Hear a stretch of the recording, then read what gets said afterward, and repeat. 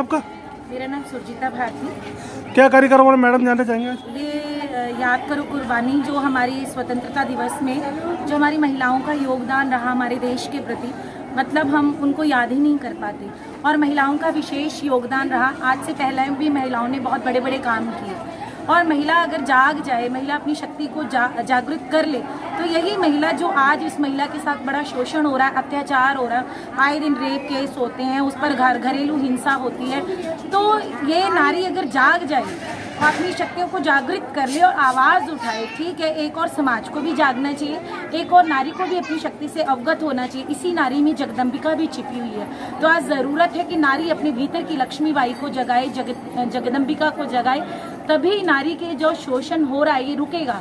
और समाज को भी जागृत होना पड़ेगा, क्योंकि जब तक समाज भी नारी का सम्मान नहीं करेगा, क्योंकि नारी की पूजा हमारे वेदों में भी की गई। हमारे वेदों में भी कहा गया, यत्र नारीस्तु पूज्यन्ते रमन्ते तत्र देवता, कि जहाँ नारी की पूजा होती है वहाँ देवता रमण करते हैं। और जिस घर में नारी का अपमान होता है उस घर में खुशहाली समृद्धि रह ही नहीं सकती। इसलिए समाज को जागना होगा और नारी का जो अधिकार है उसे वो देना ही होगा, तभी समाज भी सुखी होगा, संपन्न होगा, परिवारों के अंदर खुशहाली आएगी, शांति बनी रहेगी। ये रैली का मूल उद्देश्य क्या है? रैली का उद्देश्य याद करो कुर्बानी, मतलब जो महिलाओं ने इतनी बड़ी कुर्बानियाँ दी हैं, वो इस रैली की जो थीम है। दूसरा, बेटी बचाओ बेटी पढ़ाओ, कि महिला को आप पढ़ाइए, उसको सशक्त कीजिए।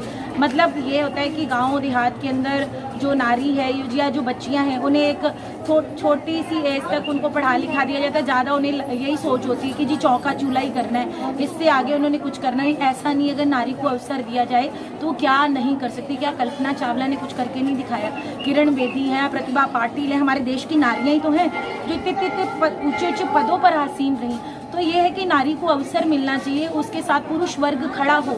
तो ये है कि दूसरा ये है कि भगवान शिव हैं, जो भगवान शिव ने जो अर्धनारीश्वर रूप धारण किया, तो भगवान शिव ने भी ये समझाया हमें कि मतलब नारी को जितना पुरुष का अधिकार है उतना ही नारी का अधिकार है। भगवान शिव का जो अर्धनारीश्वर, वो सम्मान की बात कर रहे हैं, समानता की बात, संतुलन की बात। तराजू है, अगर तराजू के दोनों पलड़े बराबर नहीं है तो गड़बड़ है। तो समाज के अंदर नारी और जो पुरुष इक्वल होना चाहिए, संतुलन होना चाहिए, तभी समाज की दशा सुधर सकती है। हम कितने भी प्रयास कर लें, अगर हमने नारी उत्थान नहीं किया तो भी समाज की दशा नहीं सुधर सकती। ये रैली कहाँ तक जाएगी मैडम? ये रैली त्रिवटीनाथ मंदिर से निकलकर बांके बिहारी मंदिर तक जाएगी, प्रेमनगर धर्मकाठी सिलेक्शन पॉइंट से होती हुई।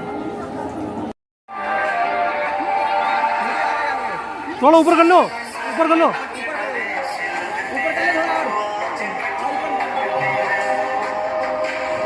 ये सामने देखो, इसका बच्ची का है, बढ़िया बच्ची का है, बढ़िया है। ऊपर करो, ऊपर थोड़ा ऊपर कर लो थोड़ा।